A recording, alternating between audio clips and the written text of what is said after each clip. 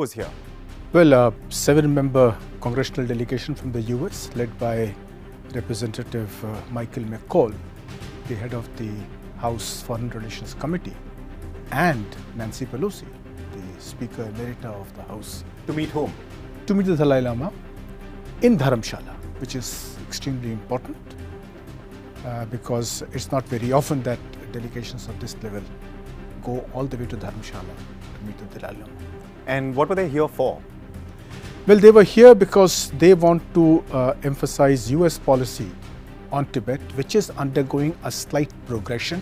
In fact, a significant progression from its earlier policy because of a bill that is being passed by the two houses of the US Congress. It's called the Resolve Tibet Act. So why now? The relations between US and China are on a downturn. China has been extremely aggressive in South China Sea and against Taiwan. In US-China relations also things have been tense. So I suppose the US wants to open another front. How do you expect China is going to react to this? China has already reacted very angrily. In fact, Senator McCall said that they had received a message from China not to come to India. And how do you think this is going to impact India-China relations? India-China relations are already not too good a state ever since Galwan. But now things are going to get even more difficult because India made its position also quite clear by the delegation being received by the Prime Minister on its way back. And Ambassador Sinha, why are you here? Yes.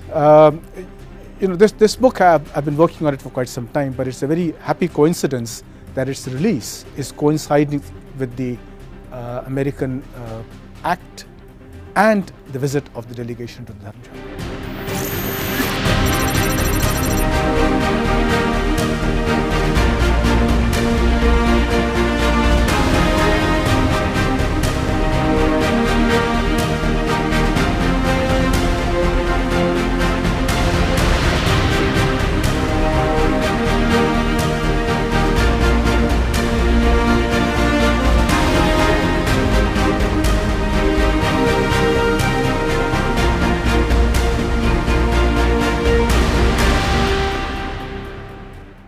Back in the day, every time Richard Gere waxed romantic in a movie, girls my age and women would lose their minds. They swooned over him. And the insecure man in me could never understand his charm. But that's a different story and for another day. However, there is a reason I mentioned it. As any boy in his teens would do, I assumed animosity. And as a nerd, decided to acquaint myself with the competition, the delusion. And so I did. A few pretty women later, I hadn't developed a better understanding of the original task. However, Gere's speech at the Oscars introduced me to yet another man, the Dalai Lama. Where we could all kind of send love and truth and kind of sanity to Deng Xiaoping right now in Beijing, that he will take his troops and take the Chinese away from Tibet. A man whose charm and appeal crossed borders. And this man's story did leave a mark on my memory. Forced to leave his homeland at 23 with 80,000 compatriots by China, he chose to settle down in India. Gere's Oscar speech is just one example what those born after 2000 need to understand, is that throughout the later part of the 20th century, this man was everybody's favorite. He was tom-tommed by every major global political figure. From Clinton to Blair, you name it. Everybody wanted to show solidarity. Until the issue was put on the back burner, as China grew and enmeshed itself in global trade, becoming indispensable for most nations. The cause of Tibet and its independence was forgotten. Some even distanced themselves. The Dalai Lama confined himself to Dharamsala. But now, the issue, the Tibetan cause, is at the forefront of global geopolitics once again. US recently passed a bill called the Resolve Tibet Bill to combat the Chinese propaganda around Tibet. The bill will soon become a law. Also, more importantly, a bipartisan congressional delegation led by Democrat former House Speaker Nancy Pelosi and Republican Michael McCall was in India to meet the Dalai Lama. To talk about why now, why the world is once again showing solidarity with Tibetans, even at the cost of upsetting China, which it is by the way, I'm joined by India's former ambassador to Greece, also India's former permanent representative to the UN, head of India's UN affairs during the membership of the Security Council, Ambassador Dilip Sinha. Thank you so much for joining us, sir. Thank you. Thank you. Thank you, Abhishek. So in politics and geopolitics, issues are never really dead. Even if they're dead, they're not really buried. Even if they're buried, the skeleton at least is preserved. Tibet is back and everybody's talking about it. Do tell us, why now? Well, the current upsurge in the attention to Tibet is because of the visit of Senator McCall, not Senator, Representative McCall and Nancy Pelosi to the Dharamshala. It is also there in the news because the US Parliament, Congress, as you mentioned, has passed these bills, which will soon become an act when President Biden signs it. And the Dalai Lama is currently in the US. The timing is very interesting. The delegation could have met the Dalai Lama in the US itself, but it wanted to make a point by visiting him in Dharamshala just a few days before he left for the US to send a message across to the world, and particularly to China, that the US stands by the people of Tibet. And that message going out from Indian soil also puts a bit of onus on India to start looking at its Tibet policy. And India did send a small message, which is the Prime Minister received the delegation in Delhi, as did the External Affairs Minister. So China's reaction was as hostile to the US as it was to India. Yeah, we will talk about that reaction. But at this point in time, what's also interesting is that, as I mentioned earlier as well, that there was a bit of a lull. I mean, there was a period of 10-15 years when Tibet, perhaps even more, when Tibet was not really at the forefront like it used to be. I mean, leaders from across the world wanted to be seen with the Dalai Lama, wanted to express their solidarity with him and the Tibetan cause. But then all of a sudden, the issue sort of, was put on back burner. The timing, do you think, is also important from the point of view of the fact that US and India want to check China's growth, want to check what it's doing in South China Sea, with Taiwan, etc.? Well, yes, big powers play big games, and that's what this book is all about. Yes. That when big powers follow their policies, they follow their geopolitical interests, and when they do that, smaller countries often get the wrong end of the stick. Tibet is one such example which I have taken up in this book. And this has been important for India because it impacts India's security. Now, the US policy has gone through different phases. You mentioned about the phase when Tibet was forgotten. And in that phase, it is important that people like Richard Gere and other people that you have mentioned kept the interest in the issue alive because of their spiritual interest in the Dalai Lama. And so the Tibetan cause has had both the spiritual side and the political side. The political side at times getting forgotten because of geopolitics of the big powers, but the spiritual side was kept alive by people like Richard Gere, and he continues to campaign for it. What has happened in the recent past, because of which Tibet has now come into the geopolitics of America in particular, is the downslide in the relations between China and the US. And China has been threatening all kinds of countries, smaller countries along its eastern coast. And there are other disputes between China and the US over trade, intellectual right property, technology piracy, and a host of other issues, because of which the US feels that it must ratchet up the pressure on China. Right. And Tibet is one such point. Recently, earlier this year, when the Universal Periodic Review of China took place in the Human Rights Council, America was one of the 24 countries that raised the concerns of human rights in Tibet. But the new bill that is there on the anvil in the US goes a step further. In fact, let's talk about the bill right now because it raises two key points. It addresses two key issues. One is, of course, that it asks Beijing to start conversations with the Dalai Lama once again to discuss the status of Tibet and the future. And so if you can elaborate a little bit about that bill and why that bill is so important. You see, if you look at the major bills that the US has passed on its Tibet policy, the first came in George Bush's term in 2002. It was called the Tibet Policy Act. Yeah. That was a very mild kind of a act where it talked about protecting Tibet's water security, Tibet's environment. It talked about America giving assistance to Tibetan refugees, and then it mildly urged China to keep engaging with the Dalai Lama. Then came the 2020 Tibet Policy and Support Act, which went a few steps further and talked about Tibet with greater firmness. But this time, this particular act has raised two particularly important points. One is the definition of the territory of Tibet, and the second is the international status of Tibet. On the territory, as you know, China calls the province of Tibet, it calls it Xinjiang, but we'll call it Tibetan Autonomous Region. Yeah. A large part of Tibetan areas have been taken away and merged with 4 provinces of China. Yes.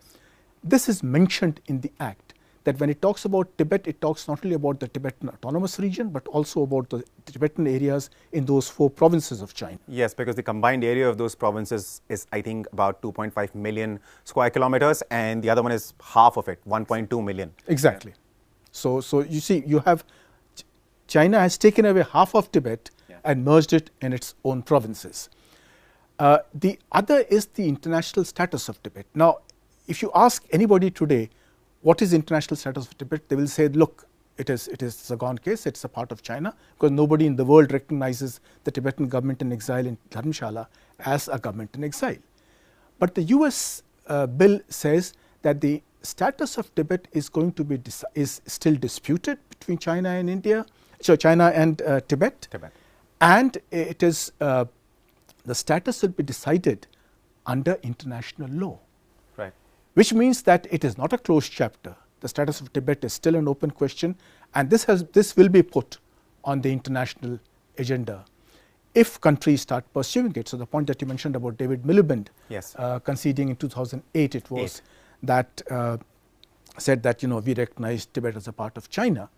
That fiction needs to be reopened. At this point, what the bill does, it also talks about putting money. I mean, there is also a financial aspect, because the US is now intending to actively combat Chinese propaganda around Tibet. If you could throw some light on that aspect of the bill. Yes, that is another important aspect of the bill that you have pointed out, which is that China has been talking about Tibet being a part of China since ancient times. Right. And it has also been destroying Tibetan culture and spreading all kinds of canard about Tibetan religion. Now, the US says that this kind of disinformation has to be countered, and China must not indulge in such propaganda.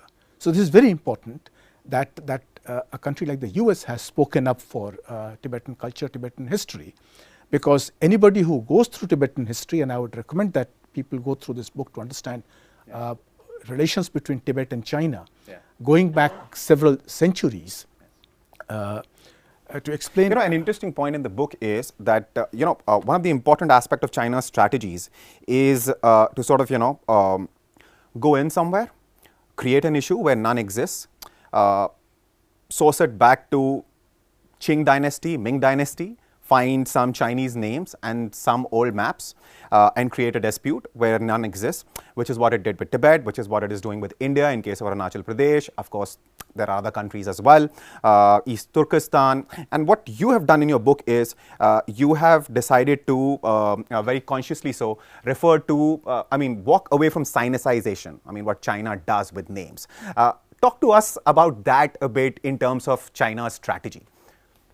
Well, China rewrites history all the time. It is still rewriting history. Even as recent events like Tiananmen Square incident that took place about 30-40 years ago, all these things have been constantly rewritten in China.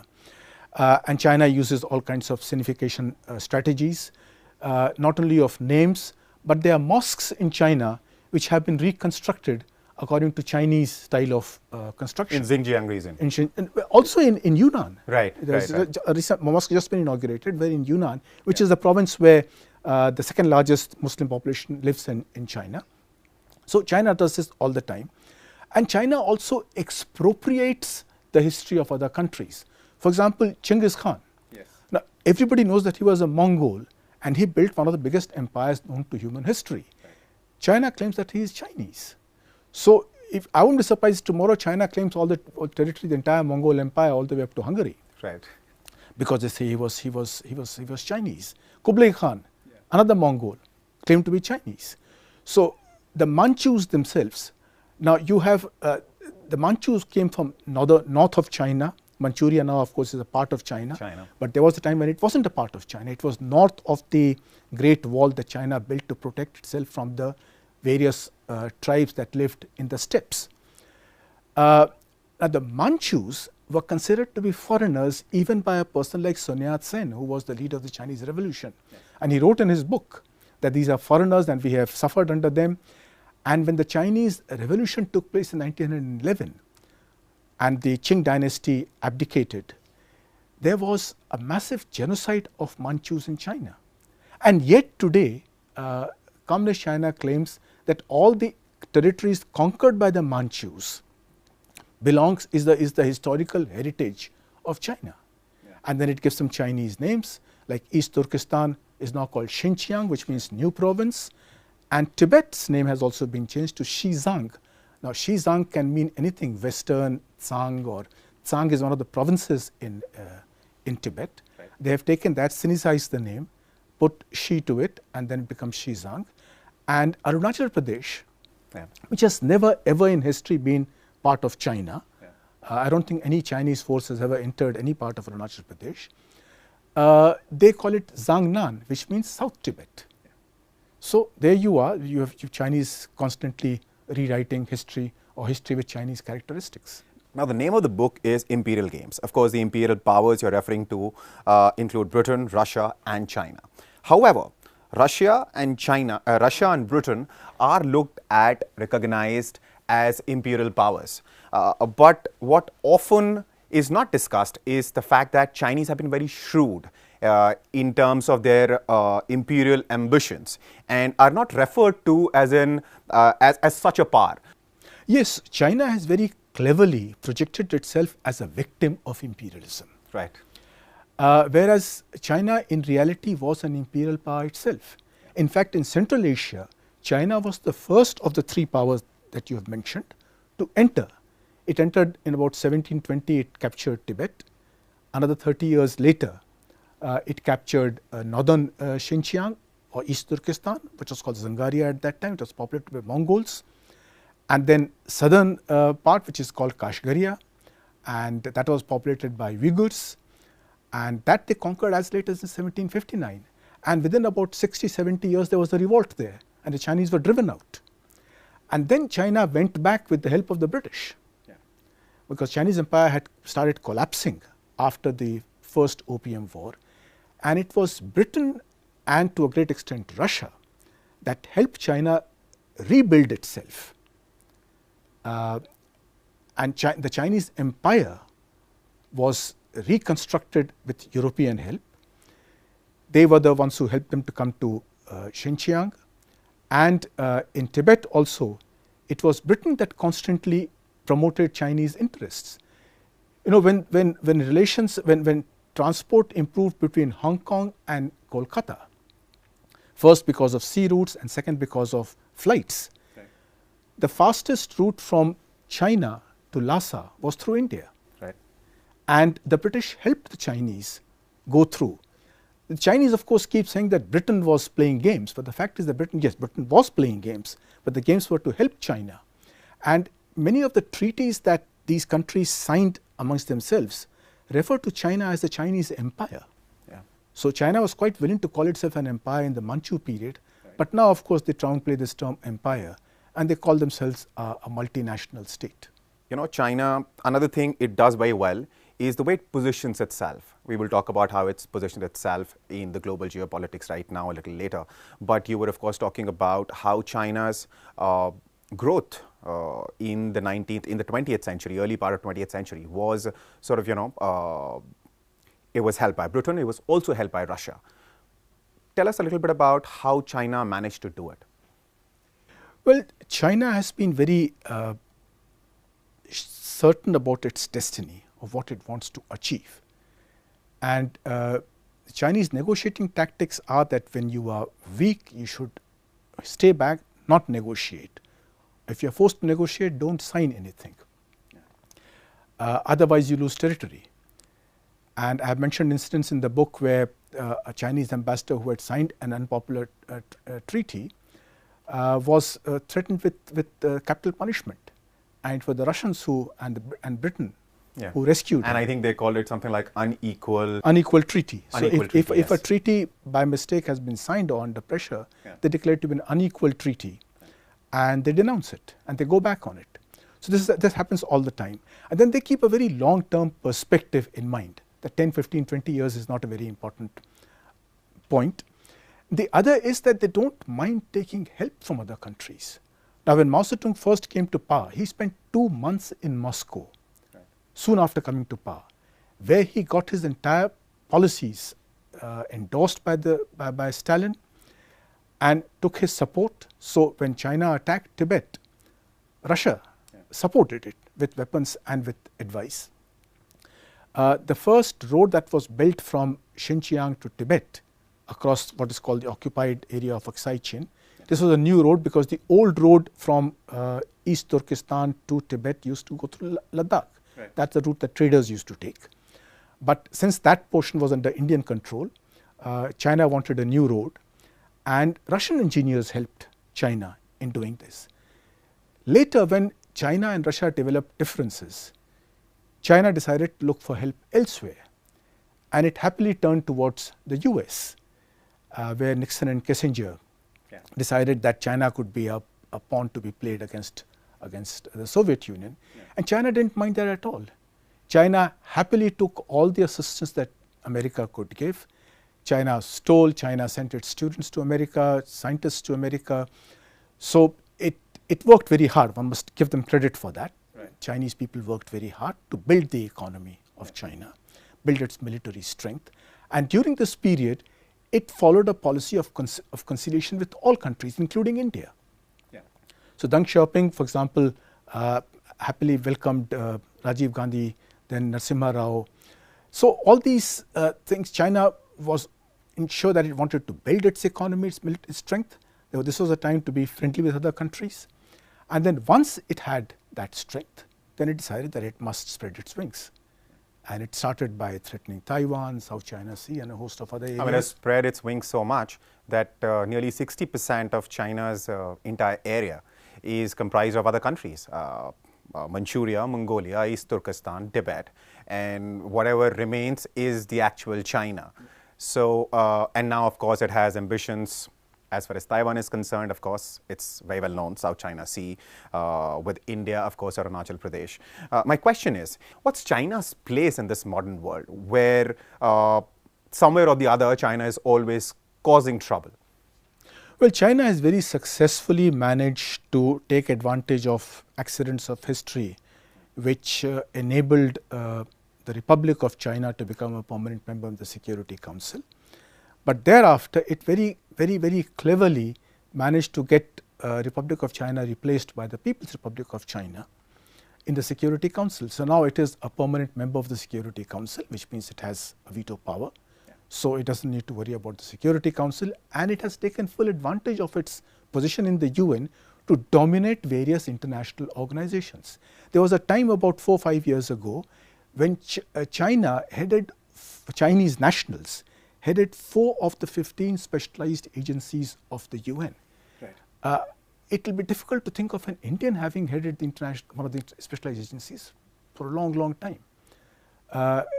So China has played that very carefully, and China has also ensured that its position as a veto wielding power is used to help countries that need its help, dictatorial countries in particular, countries which have been trying to improve relations with Taiwan. They are threatened by China, and China has also arbitrarily decided to extend its borders. For example, the South China Sea, where it put in the 11 dashed line, then it moved 2 dashes, made it the 9 dashed line. And when the Philippines asked China to take the matter under UNCLOS, the law of the seas, to arbitration, China refused. the arbitration award was given in favor of the Philippines, China refused to accept it. So here you have a permanent member of the Security Council which is not prepared to accept elementary procedures laid down under international law to resolve disputes. And threatening another country is against the UN Charter. It's one of the first principles of the UN Charter that no country shall invade another country or threaten another country with the use of force. And China is doing all the time with Taiwan. Even if it claims Taiwan as part of its territory, it has no business in threatening it or invading it. There are other non-violent ways of resolving such disputes, but China doesn't believe in them. Yeah, but China is also very good at, it necessarily does not go for outright conquest, even in case of Tibet.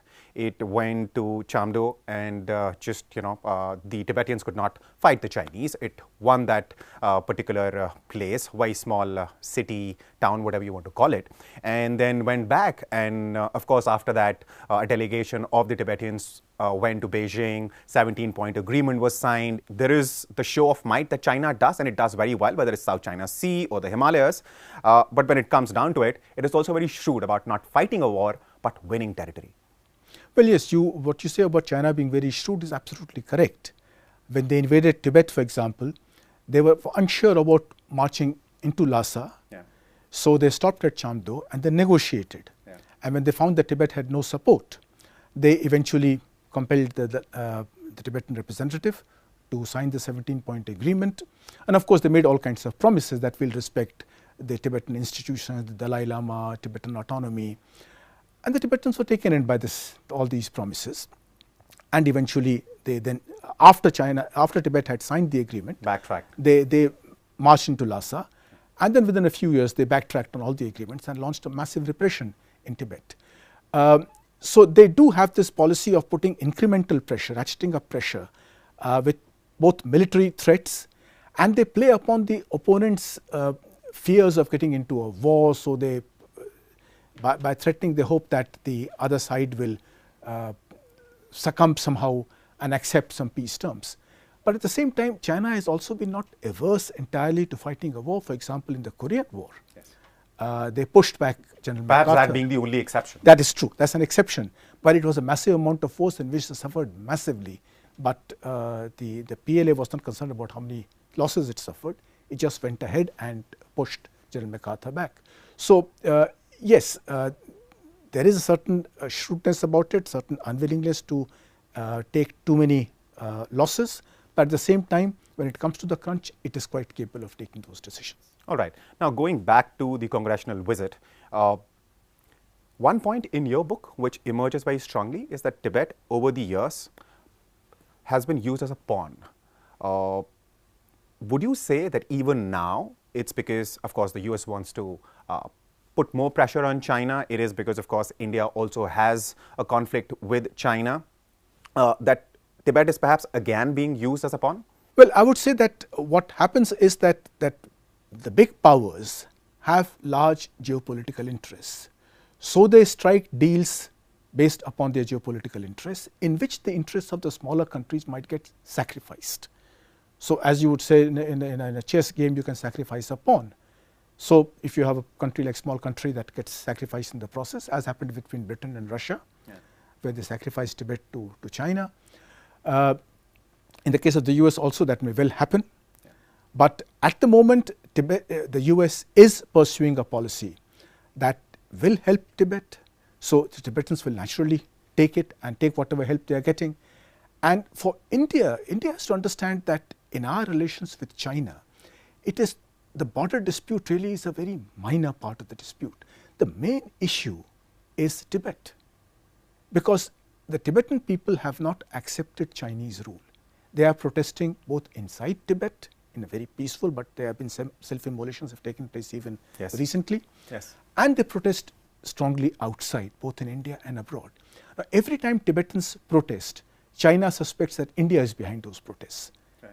And China accuses India also of being behind those. And given that position, we just have to accept that, realize that by giving asylum to the Dalai Lama and to the Tibetan refugees, we have already annoyed Tibet. And as long as these people remain here, as long as the Tibetans refuse to accept Chinese rule, China will be suspicious of India. So we have to recognize that Tibet is the bone of contention. But until before the visit, at least we were not actively poking the Chinese. Tibetans were here, they have been here for decades, but we were not actively poking them by inviting the US, or rather letting them come into India, fly into India, and then meet the Dalai Lama. Has India once again poked the dragon, so to speak? Well, India is moving very, very carefully. Our relations with the US have improved considerably. Our relations with China, coincidentally, in the same period have gone down. We need friends and allies in dealing with China, and the US and the Quad is one such. There are other smaller countries also in Asia that face similar problem, and with whom again we are discussing. But India, you're quite right in saying that we have not gone ahead and tried to poke the dragon, so to say. We have been very circumspect about it, but we have been compelled to move forward in this direction because what China did in Galwan, for example, was atrocious. It violated even the most elementary agreement that we had with China, that our patrols would not carry weapons with them. And while there would be disputes, they would at least be civilized about it. Yeah. That compact was violated by China in Galwan. And other areas like water security, where China had agreed that they would give data to us to help us deal with floods, especially in the northeast. Yeah. Now, China has gone back on that, stopped giving us hydrological data, when it shares that same data with Bangladesh but doesn't share with India. And it's one of the most elementary things that China can do. India had gone ahead and signed the Indus Waters Treaty with Pakistan way back and has been honoring that treaty. China has two of the rivers of the Indus waters, Indus itself and Satluj, start from Tibet. Yeah. But China does not even bother to ever offer to share or talk about it. We don't know what China is doing with the dams that it is building, and whether it will start diverting water from Tibet, the rivers that flow into India, into China, because China doesn't discuss these things. So we have all these things that are extremely important for our security, military security as well as water security, environmental security, because Tibet is the second or the third largest reservoir of fresh water in the world. Yes. So it is very important that we, whoever rules Tibet, has a friendly disposition towards India and treats India as a country with which they share a common border and share a common environment. But if China treats India as an enemy and refuses to share anything with it, then we have to start revisiting our policy. What do you see happening in future between India and China, and then of course the conflict as it is happening right now between US and China? What's the future that you see for these two relationships? Well, for US and China, I really cannot say, because it is for the US to decide what policy it wants to follow. China has various incentives, inducements that it can offer. But do you see conflict increasing? At the moment, if the two countries go the way they are going, yes, there is always a possibility of a conflict breaking out. You've already seen incidents taking place in the South China Sea between the Philippines and China. In Taiwan, it's just a trigger away from conflagration. So yes, while the big powers, China and the US, may not want a war at the moment, there is always the possibility of a small incident triggering and escalating a conflict, as happened in the case of the First World War, where there was a series of network of alliances which compelled countries to move into, take positions and start war because of a small incident that took place in Austria-Hungary. Right. Now, here again a similar situation may arise, but right now I think things are under control. But both sides are trying to gain advantageous positions so that yes, as and when the conflict breaks out, they are in a position to take advantage of it. In the case of India and China, things are a little more difficult because let's say on the trade front, China's exports to India are increasing, and yet our exports to China are falling because China has a very strict policy about what it imports from India.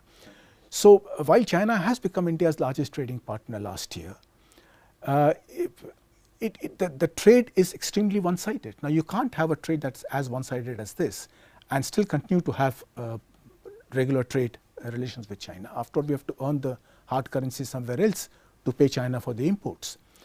And then you have the border incidents that keep taking place, the amount of money that we have to spend on our defense, because our part of the border, because of the Himalayas, which is a very fragile mountain, is extremely difficult to build infrastructure there. China has a certain advantage over there. So we have to look at all this and start framing our policy, looking at the long term to see what is in our interest in the long term. But do you think, let China continue to rise the way it's been rising, that it's going to be difficult to deal with China in future? Well, if China's aggressive policies continue, yes, it will be difficult to deal with China. Quad incidentally is not an alliance as such, it's more of a place where you coordinate your policies, and I hope that becomes stronger, the coordination. Do you think that should have been the case, that Quad should have been an alliance of some sort? Well, it should certainly have an alliance structure. Is very important, because what is important when you deal with an aggressive power is that it must be clear that if it starts war, then there is an alliance that will check it, and it will be confronted with a very strong enemy. Okay. Now, if that message goes clearly to the aggressive country, then it will think twice before taking on a small country like Taiwan, for example, or Philippines, that if I do this, then it will trigger a major war. So it is important to send clear messages through alliance structures. One of the reasons why, for example, during the Cold War, no war broke out was because both sides realized that there was a two-way alliance structure. There was NATO and there was the Warsaw Pact, and any miscalculation would lead to a nuclear war. So both sides were very cautious in playing their game. But that's the same thing that needs to be done here, that China should not think that there's one island here, I can take it without conflagrating a major war. That should not be the case, because that will mean that there will actually be a risk of a war breaking out. Right. Now, the reason I picked up the book is because the lazy man's way of reading a book is you sort of and I wasn't being lazy, frankly and honestly, and I did want to read the entire book, but I've only had it for so much time, I went to the epilogue, and the thing which stood out is the fact that there is no end game in sight as far as Tibet is concerned, which is what I'm going back to. So in that case, what should the Tibetans do? Because, of course, the 14th Dalai Lama is very old. China actively wants to interfere in the process of selection of the 15th Dalai Lama. So keeping all that in mind, what should the Tibetans do at this point in time? Well, the Dalai Lama has already divested himself of all temporal powers. So all political issues are handled by the Central Tibetan Administration, which is the government in exile in Dharamshala. So he is now essentially the spiritual leader and a venerable figure, not only for the Tibetans but for the whole world. Now, this means that the Tibetans have a structure in place which will keep alive their resistance abroad, and inside Tibet the people cling to their religious beliefs, their culture, despite the harsh repression that they are facing. And that is the main strength of the Tibetan people and their resistance, that it has to be non-violent and it has to continue through the stoic resistance that the people of Tibet have. In this process, they also have to try and get international support, which they are doing, for example, by these visits of these delegations. Tibet has to continue to garner international support, put forward their cause, get support, whether it is on account of human rights, on account of cultural rights, or account if they possibly can get other countries to recognize their right of self-determination, which again is there in the UN Charter. Yes.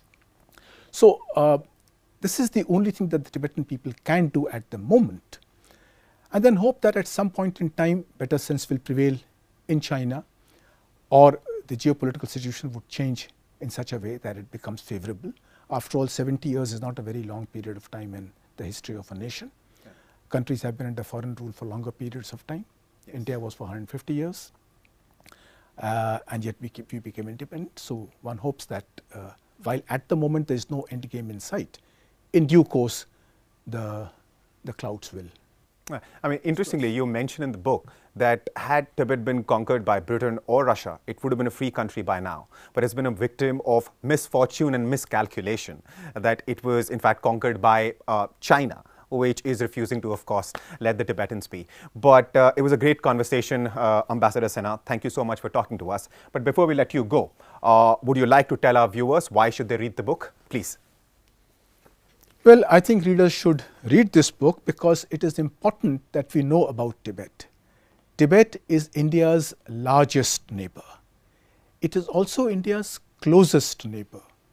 And India's border with Tibet has always been, historically been, the most peaceful border. Very few armies have actually crossed this border to invade the other country. There have been incidents where Indian forces went and Tibetan forces came, but very few in our long history.